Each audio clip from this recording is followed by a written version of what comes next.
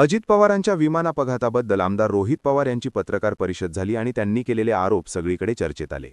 रोहित पवारांनी आपल्या पहिल्या पत्रकार परिषदेत कुठल्याच नेत्याचं थेटपणे नाव घेतलं नाही, पण त्यांनी पूर्व विदर्भातल्या एका नेत्यांनी अजित पवारांकडे एका फाईलवरती सही करण्याचा आग्रह धरला. त्यामुळे अजितदादांना उशीर झाला आणि त्यांनी विमानानं जायचा निर्णय घेतला असा आरोप करत प्रफुल्ल पटेल यांच्याकडे बोट दाखवलं होतं. त्यानंतर अजित पवारांच्या अपघातासंदर्भात प्रफुल्ल पटेल संशयाच्या भोर्यात आले.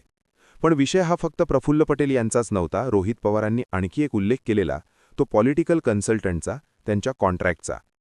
मुंबई आणि दिल्लीमध्ये झालेल्या पत्रकार परिषदेनंतर सुद्धा रोहित पवारांनी हा पॉलिटिकल कन्सल्टंटचा आणि कॉन्ट्रॅक्टचा मुद्दा चर्चेत ठेवला आणि संशयाची सुई नरेश अरोरा यांच्याकडे सुद्धा गेली.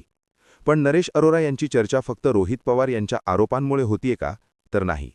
दुसरा मुद्दा होता राजकीय सक्रियतेचा.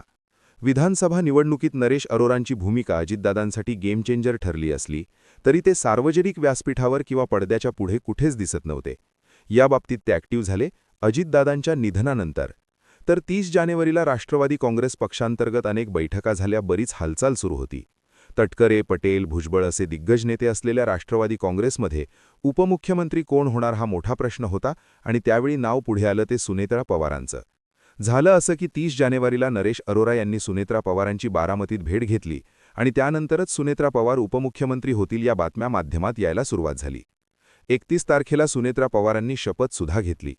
त्यानंतर शरद पवारांचा डाव उलटवणारा मास्टरमाइंड पडद्यामागणं आले आणि राष्ट्रवादीत सेट झाले अशा बातम्या अरोरा यांच्याबद्दल यायला लागल्या.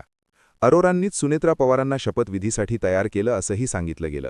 आता 13 फेब्रुवारीला सुद्धा नरेश अरोरा आणि त्यांच्या भावाने सुनेत्रा पवारांची भेट घेतल्याच्या, यावेळी पार्थ आणि जय पवार उपस्थित असल्याच्या बातम्या आल्यात आणि त्यानंतर लागलीच सुनेत्रा पवार राष्ट्रवादी काँग्रेसच्या राष्ट्रीय अध्यक्ष होणार अशा बातम्या सूत्रांच्या हवालाने माध्यमांमध्ये फ्लॅश व्हायला लागल्यात. त्यामुळे साहजिकच अजितदादांच्या पश्चात नरेश अरोरा यांची वाढलेली ताकद चर्चेत आली आहे. दोन्ही राष्ट्रवादींचं विलनीकरणाबद्दल नरेश अरोरा यांनी कुठली भूमिका मांडली नव्हती, पण जर विलनीकरण झालं असतं तर नरेश अरोरा यांचं महत्त्व कमी झालं असतं. पवार काका पुतणेनं पक्षाची रणनीती आखली असती, याचीही शक्यता जास्त होती.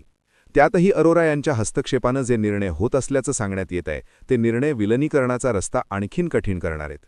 त्यात महानगरपालिका निवडणुकींच्या प्रचारादरम्यान अजितदादांनी भाजपच्या सिंचन घोटाळ्याची फाईल आपल्याकडे आहे असा आरोप केला आणि त्याच दिवशी संध्याकाळी नरेश अरोरा यांच्या कार्यालयावर धाड पडली.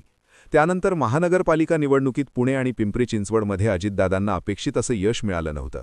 त्यामुळे अजित पवार नरेश अरोरांवरती नाराज असल्याची चर्चा होती.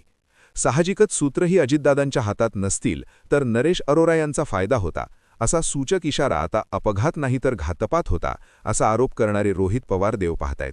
त्यामुळे नरेश अरोरा यांच्याकडे संशयाची सुई गेलीये अशी चर्चा होतीये.